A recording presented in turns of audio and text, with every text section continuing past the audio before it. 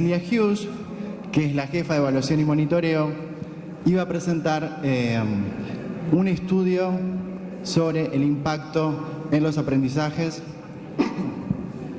de la plataforma adaptativa matemática. Por un tema de agenda que tiene que llegar a Montevideo en un ratito, cambiamos el orden y le vamos a dar la palabra a Cecilia Hughes del Departamento de Evaluación y Monitoreo.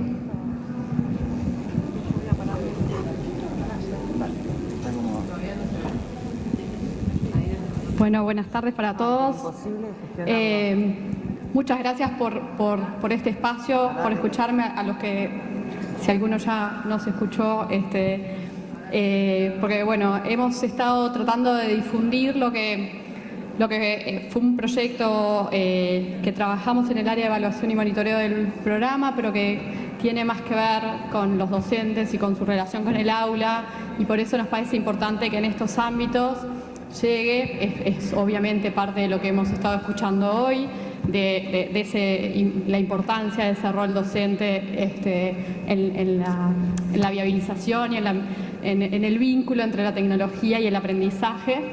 La idea era evaluar la plataforma de matemáticas y cómo la plataforma ha sido usada, y sobre todo qué impactos tiene para el aprendizaje de matemáticas el hecho de que los estudiantes y los docentes usen la plataforma.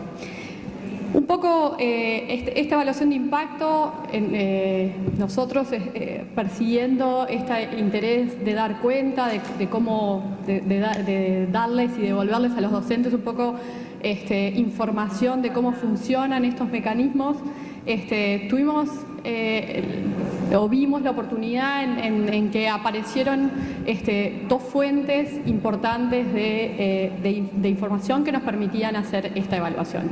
Por un lado es las pruebas de TERCE, que los docentes conocen bien. Bueno, estas pruebas de TERCE miden el aprendizaje en tercero, y en el 2013, cuando estos niños estaban empezando el uso de la plataforma se estaba lanzando y no eran todavía usuarios, estos niños fueron evaluados en TERCE. Entonces, la DIE, la Dirección de Estadística de la ANEP, hizo un panel de estos mismos niños. Entonces, a esos niños que en tercero evaluamos cuántos sabían de matemáticas, cuando esos mismos niños pasaron 3 años, a esos mismos niños se les hizo otra prueba de matemáticas tratando de ver cuánto habían aprendido en este proceso. Eso es una muestra grande. Sí. Bueno, el equipo de ANEP, este proyecto lo dirigimos desde Ceibal, pero lo hizo un centro de investigación, y por eso ahora en algún momento voy a empezar a hablar de desvíos estándar. Pero por ahora, en la realidad, el equipo de ANEP, Andrés Peri y Santiago Cardoso, trabajaron en volver a medir el aprendizaje que estos niños hicieron de matemáticas. Ahora, ¿vale? Y lo hicieron en una más. Otra. Bueno, otra. Ahí va.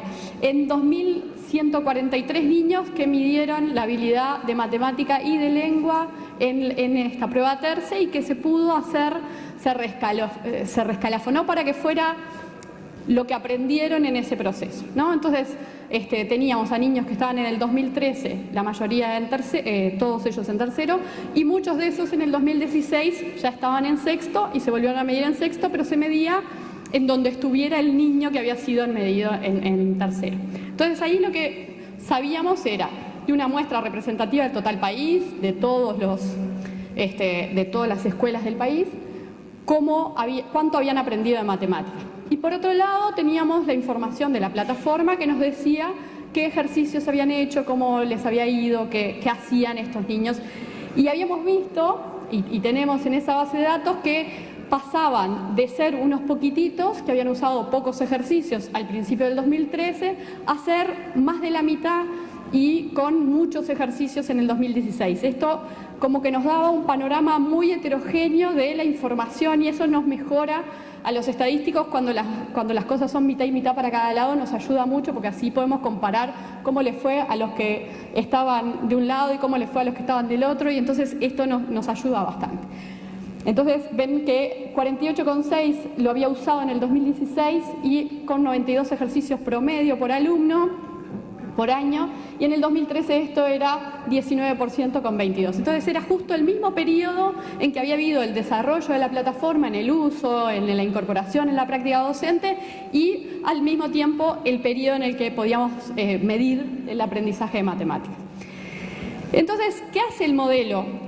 Vamos a las variables, a la diapo de las variables, un poco para atrás.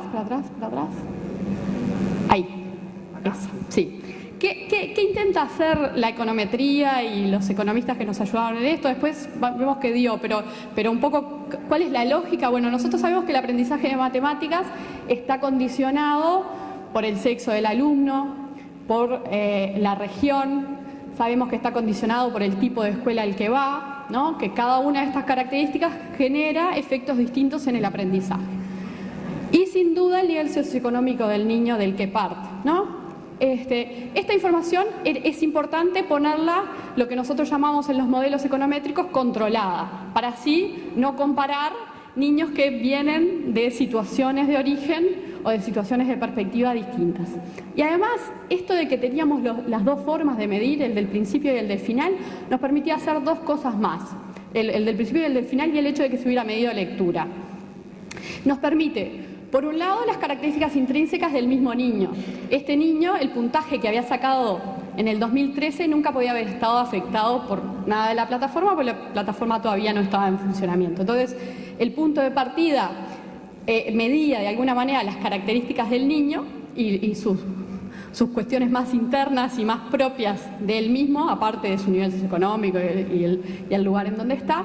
Y el puntaje en lectura lo que nos ayudó a controlar de alguna manera es el efecto de la calidad docente que había recibido, o sea, del aprendizaje en otra dimensión en la que pretendíamos no haber impactado con la plataforma, porque la idea era que la plataforma solo afectara el resultado en matemáticas. Entonces, con el aprendizaje en lectura lo que hicimos fue controlar el modelo para que todo aquello aprendizaje que se hubiera dado por el efecto del docente propiamente estuviera controlado en el modelo para tratar de ver cuál era el efecto propiamente de PAM en el resultado.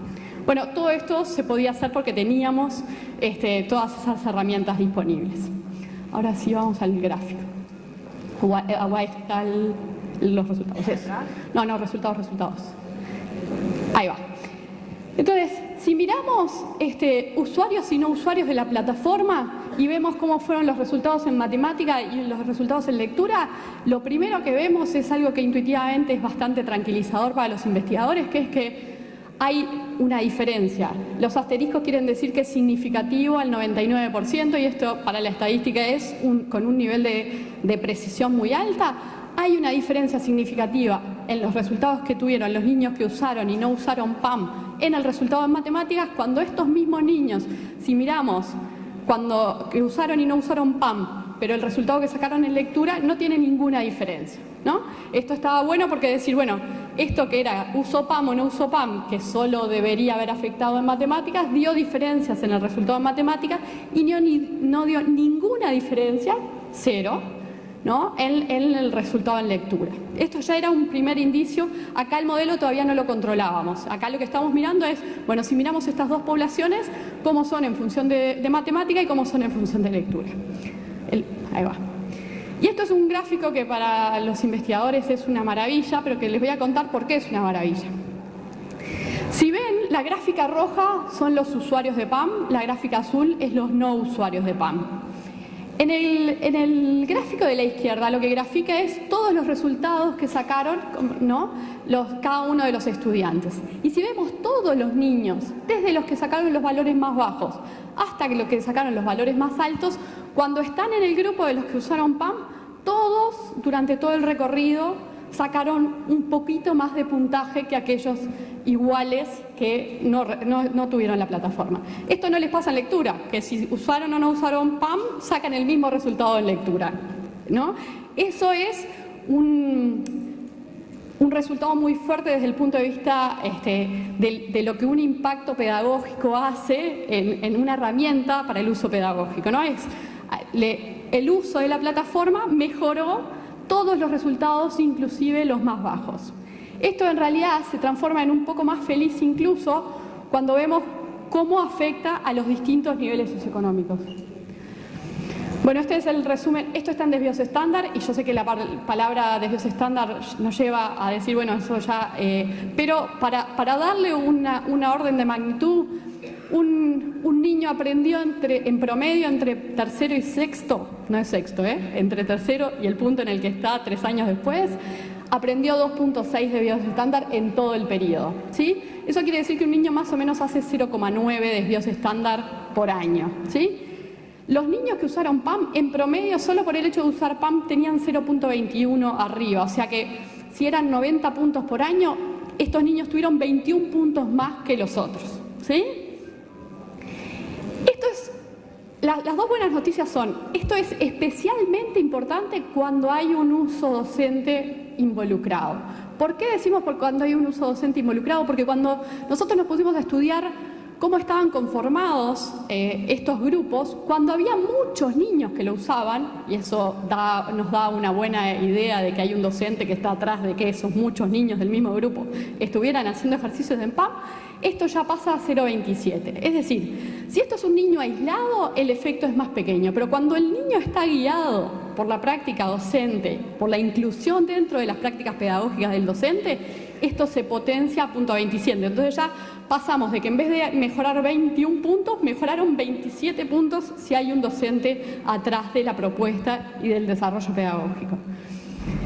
Y esto es aún más lindo cuando lo vemos por nivel socioeconómico, porque de alguna manera... ¿Una más? Ahí.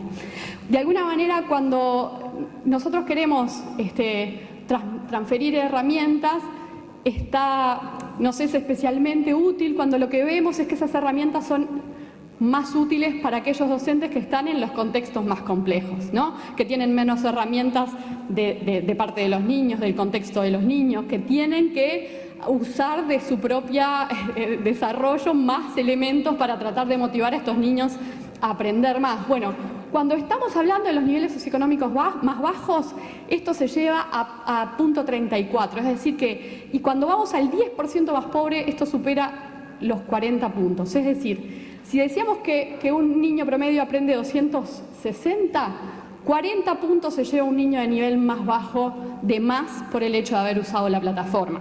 Obviamente, como decíamos, siempre que esté acompañado del docente, ese es el efecto que está potenciando el uso de la plataforma.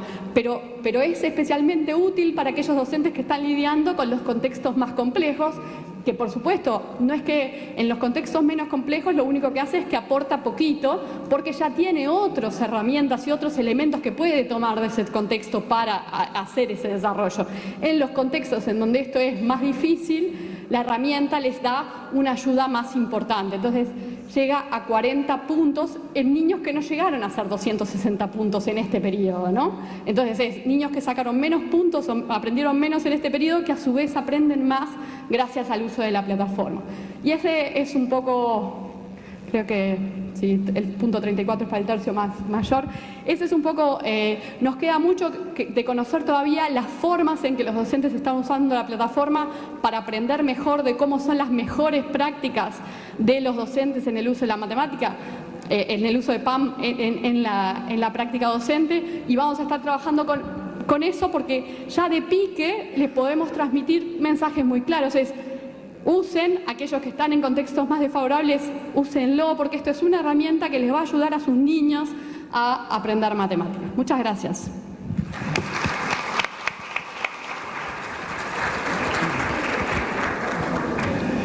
En verdad, preguntas, comentarios antes que Cecilia se retire. Me parece que es un estudio muy interesante que todos los que venimos trabajando en estos temas arroja una luz importante. No sé, comentarios, yo la tengo escuchada muchísimas veces, para mí es muy claro, pero recuerdo que las primeras veces tuve que ir acomodando algunas ideas e ir preguntándole algunas cosas a Cecilia, así que anímense a repreguntar, Cecilia nos puede clarificar algunas cosas, por más que creo que fue también bastante clara. En verdad nos trajo buenas noticias. Y me parece que nos trajo también una oportunidad. Nos está presentando resultados de una herramienta que hace mucho tiempo que venimos trabajando y que veníamos apostando. Y bueno, es grato escuchar estos resultados. Bueno, allí hay una pregunta. Esta evaluación que haces de los 27 puntos, los 40 puntos, ¿tenés un grupo testigo? El modelo econométrico lo que hace es comparar o forzar a la comparación a grupos homogéneos. Acá tenemos en los 2.200, tenemos usuarios y no usuarios por mitades. Lo que hace el modelo es equipararlos en todas las variables que hablamos hoy, en el sexo, la región, el nivel socioeconómico, los equipara y compara ese punto 27, es la significación de los desvíos estándar de diferencia que hay entre un grupo y el otro. O sea, por eso la valoración está en desvíos estándar y de repente está simplificado en mi discurso. El documento está disponible y está con toda la explicación del modelo econométrico que está atrás, pero el modelo lo que hace es usar esta base de niños que usaron, unos usaron y otros no usaron, ¿no? Más o menos mitad y mitad de los niños usaron y no usaron la plataforma. Y lo que hace es, el modelo es tratar de comparar un niño con las mismas características con otro idéntico, uno que usó y el otro que no usó. En esos, la diferencia da punto 21 desvíos estándar. En el punto 27, lo que hicimos fue considerar el promedio de ejercicios del grupo. Entonces, lo que hacíamos era subirle la fuerza a aquellos grupos que tenían muchos usuarios de la plataforma respecto a los que usaban pocos niños dentro del mismo grupo. Y eso, ahí es donde nosotros encontramos el efecto del uso pedagógico docente en el uso de la herramienta. Cuando el docente lo incorpora y entonces hay muchos niños dentro del mismo grupo que son usuarios de la plataforma, esos niños están potenciados en su aprendizaje, porque lo que esto mide es el aprendizaje, ¿no? Y el aprendizaje lo mide el panel externo. Nosotros no medimos el aprendizaje, nosotros tomamos los aprendizajes como información y comparamos el grupo que tiene y que no tiene. De la DIE arma un panel de TERCE, una prueba. Es una la prueba TERCE que no es de CEIBAS. Se aplica la prueba TERCE y a los 3 años se aplicó una prueba equivalente a 3 años más con la misma paramétrica. O sea, se usó la misma escala para medir las diferencias entre el aprendizaje, lo que sabía de matemáticas en 2013 y lo que sabía de matemáticas en 2016 el mismo niño. Entonces ahí medimos el aprendizaje, cuánto aprendió de matemáticas en esos 3 años. Eso es lo que sabemos que son 2.6 desvíos de estándar, de promedio. Cada niño aprendió a su ritmo y cada niño aprendió en su contexto. Pero entonces, el modelo controla las variables, pero el aprendizaje es un dato dado en la base. O sea, yo tomo una base de un panel que arma la DIE para evaluar el aprendizaje de matemáticas. Lo que hace el modelo es incluirle la variable PAM y el uso en grupos, o sea, todas estas variables que vienen desde la plataforma. Pero el dato del niño y el aprendizaje está dado por el panel, ¿no? Por un panel de una prueba en el 2013 y una prueba en el 2016 a los mismos niños. Ese 2.6 desvíos estándar. Porque las medidas del aprendizaje se miden en desvíos estándar. Por eso yo lo traduzco a puntos, como que no de 500 hubiera sacado 500 y 760, un poco para darle 2.6 desvíos estándar vendrían a ser 260 puntos que aprendió, 260 puntos entre el principio y el final. Si estuviéramos yendo a una prueba que mide en la misma métrica, que es lo que hace esa prueba, es medir en la misma métrica en tercero y los 3 años después, que algunos están en sexto y otros no. Pero esa es la operación hecha por la DIE. Rosa. Sí. Yo lo que no tengo claro de lo que tú informaste es ¿qué me garantiza a mí que los resultados están basados en el uso de PAM y no otro recurso que en 3 años de escolaridad? Ahí lo que Ese esa diferencia, que está En PAM. Sí. En realidad, justamente cuando lo que... A ver, acá como en todo basamos los supuestos y los explicitamos, y obviamente algunas de las consideraciones que están en el documento incluso hay cosas que se nos escapan en la capacidad para preverlas, pero porque efectivamente la evaluación del impacto en la práctica docente, como hay muchas de esas decisiones que están adentro del aula, no se pueden controlar en esta, pero no se pueden controlar en casi ninguna investigación seria al respecto. La seriedad de esto la tienen dadas dos elementos de ese proceso. El hecho de usar la práctica en lenguaje, lo que nosotros nos controla de alguna manera es que si ese docente estaba estimulado en la presentación de otras cosas aparte de la plataforma, podría haber estado estimulado en cosas asociadas a matemáticas o a cualquier otra disciplina, y los impactos de un docente motivado iban a estar en matemáticas como en lengua, ¿no? Esta es un poco la hipótesis. O sea, nosotros con lengua, de hecho, nosotros creemos que es posible, y todavía no hay un caudal de investigación como para... Es posible que haya impacto de PAM en lenguaje, porque si yo como docente en mi estrategia pedagógica ahorro tiempo de corrección y el tiempo que antes le destinaba a corregir ejercicios, ahora lo dedico a lectura, podría potencialmente haber un impacto en lenguaje producto del uso de la plataforma, por ejemplo. Pero de esa manera yo me ahorro la de decir, bueno, si hay un estímulo docente, por supuesto que pueden ser muchas otras, pero tendrían que estar coincidiendo con que el mismo docente que usa PAM usa otra cosa para que nos diera el resultado justo sobre el grupo que usa PAM respecto al otro. En ese sentido, el control del punto de arranque y del aprendizaje en lengua nos controla de la manera más sofisticada posible que encontramos el uso de la práctica pedagógica. Obviamente, cualquier otra información que tengamos sobre otros procesos que se estuvieran dando, que los tengamos registrados, lo podríamos incluir al modelo y poderlo controlar desde ahí. Pero sabemos que el aula es un lugar donde hay poco más que controlar. O sea, acá lo que intentamos es controlar por el punto de arranque, controlar por el contexto y las características del niño y controlar por el efecto en la otra asignatura que se mide el panel como formas de... y solo mirar la variable PAM en la diferencia. Al fondo. Sí. ¿Podrías poner la última gráfica, por favor? Podemos. Ya guardaron. Ya viene la última gráfica. Yo creo que algo que, porque le hemos escuchado, los de la casa de allá de Ceibar, le hemos escuchado varias veces a Cecilia. No escuché si hoy hiciste el énfasis además en la cantidad de ejercicios, que esto tampoco no trata de cuanto más ejercicios mejor es el resultado. Cecilia de pronto puede explicarlo con más claridad.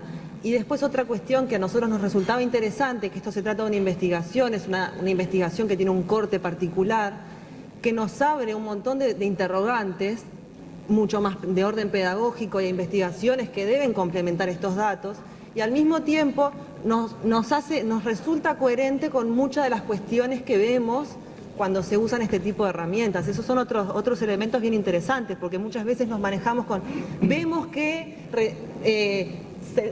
bueno, pero el vemos que no es un elemento fuerte, entonces la evidencia empírica de alguna manera también nos ordena y nos abre otras preguntas que son fundamentales para poder continuar. Solo en esa línea. Para mí también hay algunas cuestiones que si bien algunas me sorprendieron, otras no tanto, porque Cecilia hizo énfasis en el estudio que los mejores resultados o los mejores efectos del trabajo con la plataforma están dados con la intervención docente y con el trabajo desde el grupo.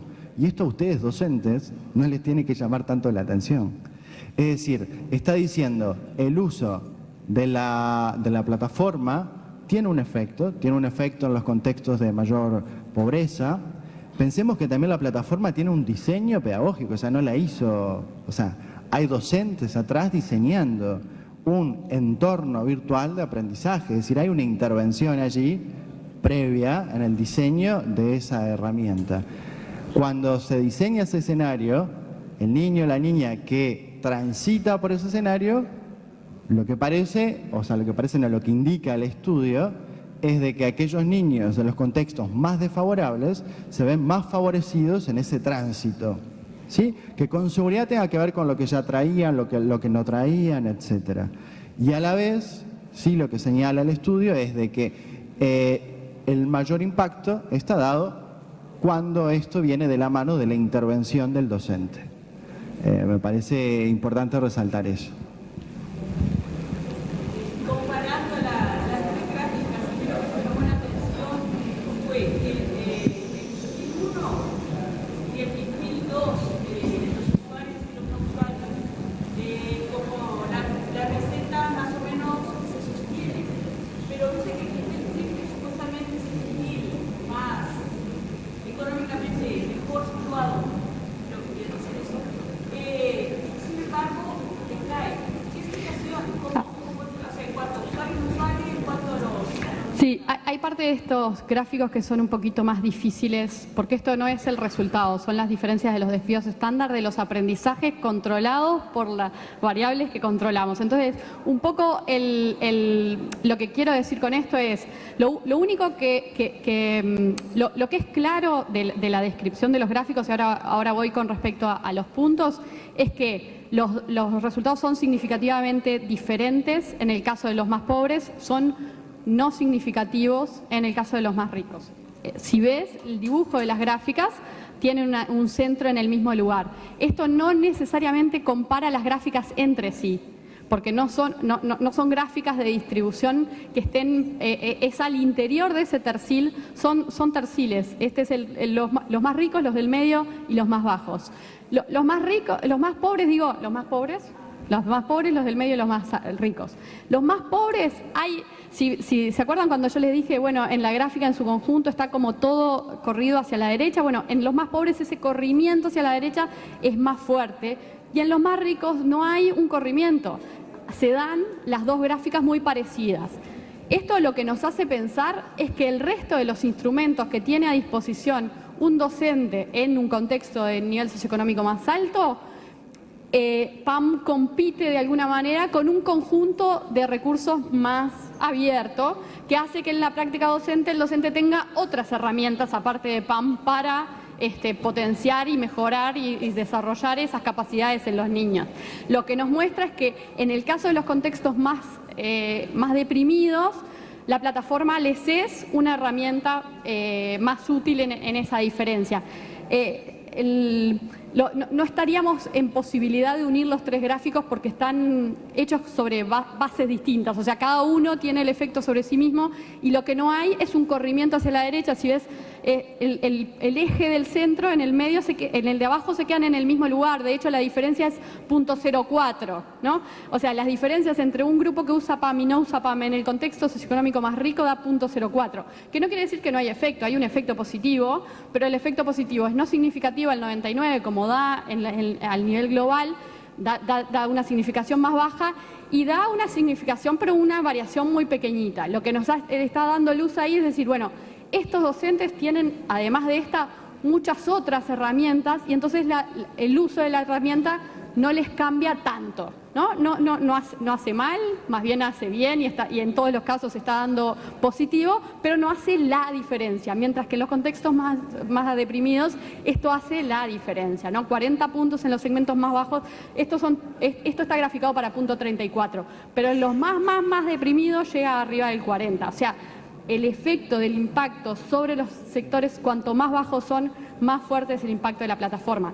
Asumimos que este docente tiene menos herramientas para usar y el uso de esta herramienta le cambia mucho más la realidad de ese niño. Ese niño, de todas maneras, tiene un valor de resultado de matemáticas más bajo que el otro, ¿no?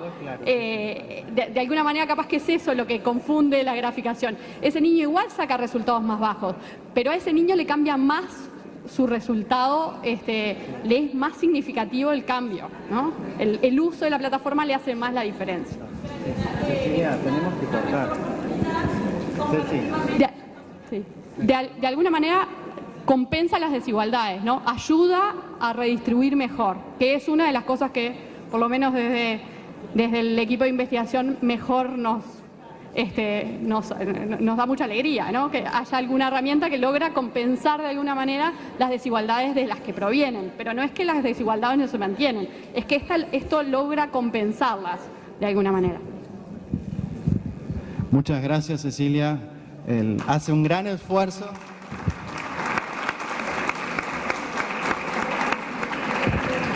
Por hacernos más accesible el lenguaje técnico, así que cada vez lo logra de mejor manera. Sí, reiterarles que en verdad el estudio está colgado en la página de Ceibal, así que quienes les interese ahondar y comprender con mayor profundidad y luego tal vez poder hacer otras consultas, pueden bajarlo allí. También quedamos a disposición, incluso a través de Yolanda Delgado, podemos coordinar alguna instancia de profundización, en el sentido podemos coordinar alguna videoconferencia, si en algún departamento en específico quieren, digamos, realizar preguntas o nos pueden hacer llegar las preguntas. En verdad miro porque me hacen muchos gestos de distintos lugares diciéndonos que tenemos muy poco tiempo. Así que bueno, gracias Cecilia y empezamos con la segunda parte de nuestra presentación. Contarles que en verdad vamos a contribuir un poquito en unos primeros minutos al murmullo que tenemos, vamos a hacerlo más fuerte, así porque como que cuando está en el medio es molesto, si lo hacemos más fuerte, ahí capaz que todos nos vamos a involucrar en una tarea. Les cuento, vamos a proponerles en primer término una cuestión lúdica, utilizando la tecnología, que en verdad tiene el objetivo de trasladarnos unos 10 años atrás. Sí, en esto de que estamos cumpliendo 10 años con Ceibal y ya en el mes de mayo empezamos las celebraciones y a lo largo de toda la jornada del día de hoy hemos estado de alguna manera recordando los inicios del plan, de alguna manera dando cuenta de avances, de los desafíos que nos quedan por delante.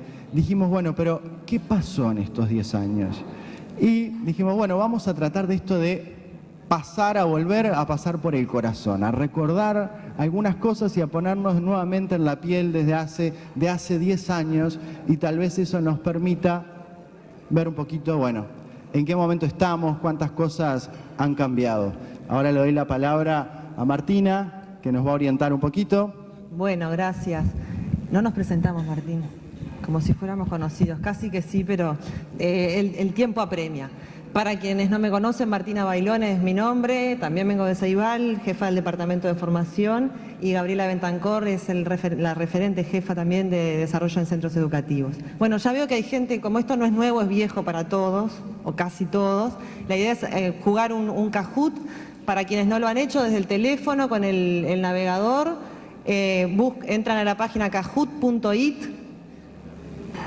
escriben en la barra de navegación del teléfono y les va a aparecer entonces una pantalla donde tienen que ingresar el código que se ve ahí, 8041311, y después les va a pedir el nombre con el que quieren jugar. Ya por ahí está Claudia, está bueno, sí, ya 24, tenemos 24, 25. Va subiendo. Esperemos que la red no juegue con nosotros, sino nos juegue en contra. Cuando llegamos a 40 cortamos y seguimos. Perfecto. Estamos en 35, necesitamos dos almas caritativas. 1, 0. Perfecto. Impecable. Están más o menos figurados 10 años para atrás. Pueden buscar una referencia de en qué casa vivían o cuántos hijos tenían o una referencia, ¿no? para ubicarse 10 años para atrás. Porque ahora vamos a empezar a jugar entonces. 10 años estaban haciendo Ceibal. Entonces la primera pregunta es ¿qué cargo tenían hace 10 años cada uno? ¿Era inspector? ¿Era maestra, maestro, estudiante, otro? Vamos, van 20, 30. Los veo muy activos.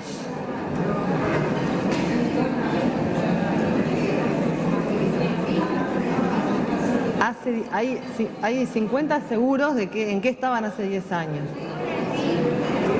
¿Cómo era el PIN? Bien, tenemos que la mayoría eran maestros hace 10 años. Hay 14 estudiantes y 18 que estaban en otro cargo y solo 3 que eran inspectores en ese entonces. Bien, seguimos entonces. ¿Alguien está pidiendo el PIN por ahí si alguien lo tiene? ¿Cuál era el uso que le daban al teléfono hace 10 años? Miren si no recordamos con cariño el Nokia 1100. Claro. Acuérdense cuál tenían hace 10 años. Todavía viven y luchan.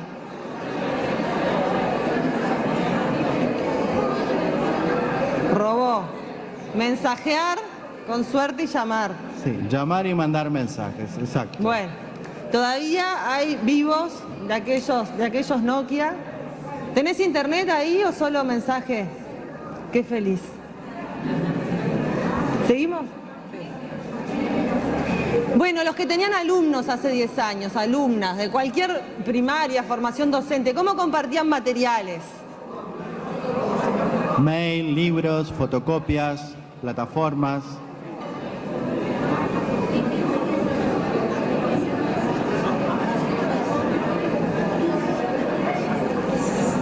La opción otros no está acá, elijan una. Fotocopias. Fotocopias. Toda con permiso de autor, ¿no? Ningún problema de licenciamiento, ninguno. Robó fotocopias. Nos formamos todos en la época de la fotocopia o antes. Bueno, esto habla de cómo enviaban información relevante a escuelas o a colegas, los documentos, las circulares. Acá no me pueden mentir. Esta yo la sé y tengo que ver el porcentaje. Se usaba el mail, era válido el mail, correo postal, fax, bicicleta, el chasque también. Bueno, mirá el teléfono. Mirá el teléfono. ¿Verdad? Bueno, acá hay un sesgo, me parece, porque el fax para mí debería haber estado adelante. ¿Eran usuarios de alguna red social? No, dice Cristina, no. Ah, no había fax. Ah, está bien. Sean sinceros. Bueno, El que no se acuerda, no se acuerda. se va. Bueno,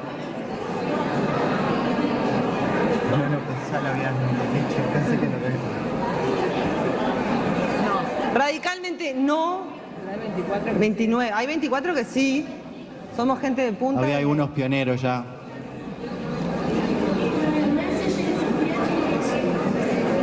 Bueno, en casa. ¿Cuántos dispositivos de acceso a internet había en casa? ¿Cuántos dispositivos? ¿Computadora? ¿PC? ¿Un servidor? ¿Alguno podía tener? ¿Ninguno? ¿Uno, dos? ¿Más de 5, 6 o más? Uno o dos con suerte. Piensen hoy en casa. ¿Cuántos dispositivos por cabeza hay para acceder a internet, no? Y la última. Información. ¿Cuál era el medio por el que accedían a noticias? El medio por excelencia. Radio, televisión, prensa escrita, computadora o teléfono.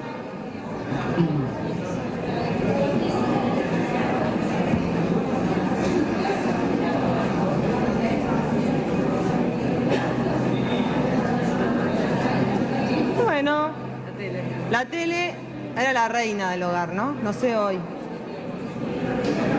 La radio, ahí vive y lucha. Bien, es la última, ¿no? Bueno. Más allá de lo divertido, que nos movió un poquito y nos permitió hablar y reírnos, creo que un poco el objetivo que tenía, que era mínimamente recordar y pensar las tecnologías que teníamos a disposición hace unos 10 años y a lo que accedemos en el día de hoy.